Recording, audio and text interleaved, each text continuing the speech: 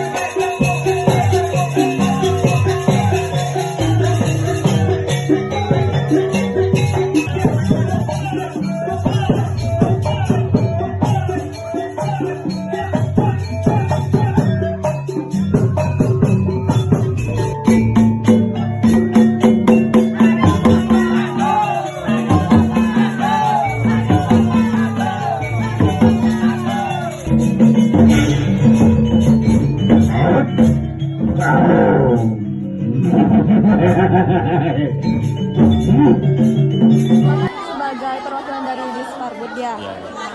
Mungkin kami lebih ke pengembangan kebudayaan di daerah Cirebon sendiri itu bagaimana gitu Pak, lebih khususnya di tariannya. Baik, kami dari Dinas Kebudayaan dan Pariwisata, alhamdulillah tadi ada beberapa program, ada beberapa event yang memang tahun ini juga seperti tahun-tahun sebelumnya, bahkan lebih ada peningkatan lagi. Di antaranya memang ada binaan kami di sini seperti yang kami sampaikan sebelumnya bahwa ini adalah kampung wisata.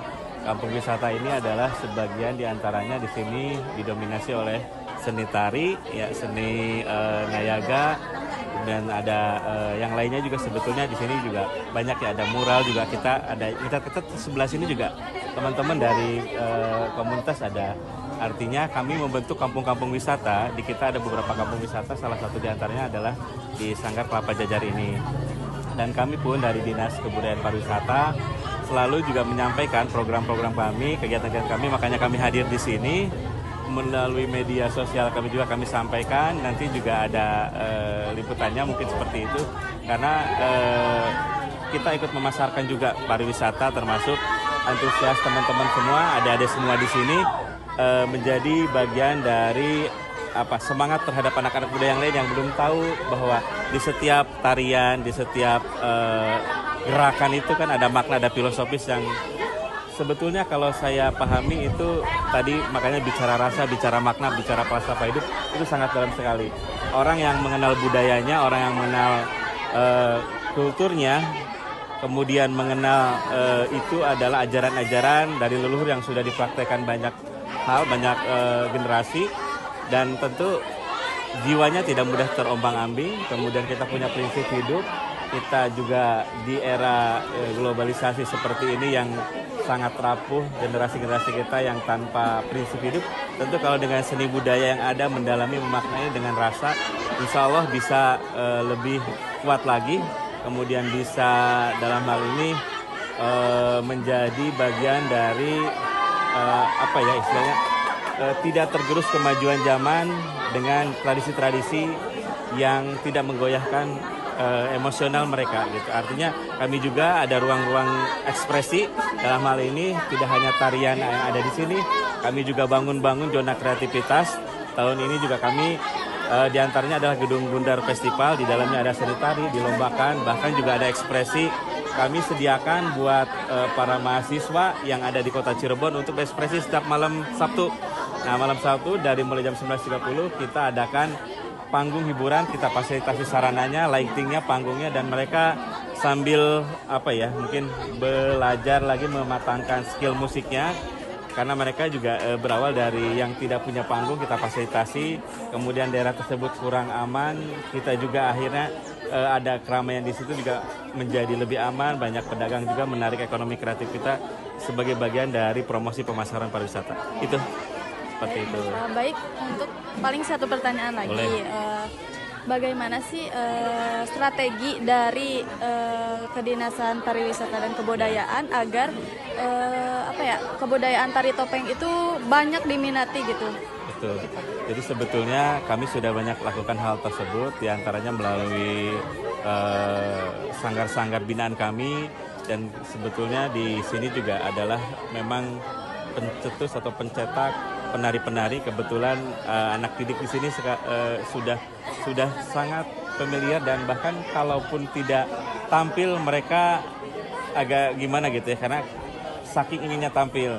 Jadi kita ini dengan masyarakat kurang lebihnya menyampaikan informasi berkaitan dengan bagaimana menggerakkan, karena kebetulan di sini juga dari generasi ke generasi turun ke generasi sebelumnya, itu juga menjadi semacam informasi dari mulut ke mulut, dari lingkungan binaan kita ini ke anak-anak yang ada di sekitar kita, sehingga tidak hanya bermain di luar misalkan kesenian ini, mereka juga harus bermain dan ikut dengan misalkan sanggar, karena setiap hari juga tidak ada latihan.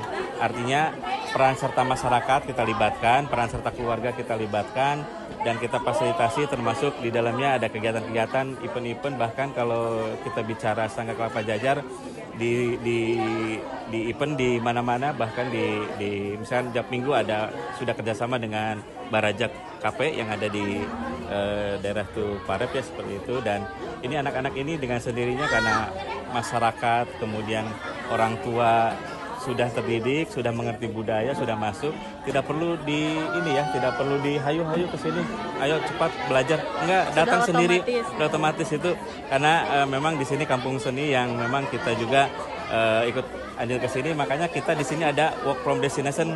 Jadi kerja kami dengan kawan-kawan di Dinas Kebudayaan Pariwisata di sini, kami mencatat kebutuhan-kebutuhan, kekurangan-kekurangan apa yang harus dilakukan dari pemerintah. Kerjanya jadi biasanya di kantor ada meja, di sini kita ada di kalau ada tenda kita di sebelah sana, ada di selasar di teras-teras.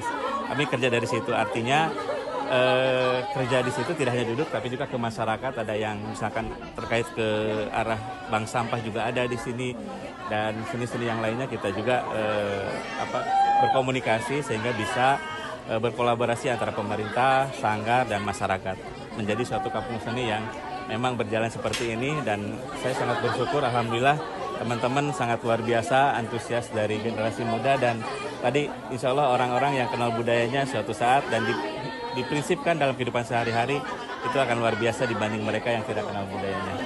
Itu, Mbak. Ya, baik, Oke, Bapak. siap. Terima kasih banyak. Mohon maaf mengganggu waktunya. Oke, mangga, silakan lanjut. Ya.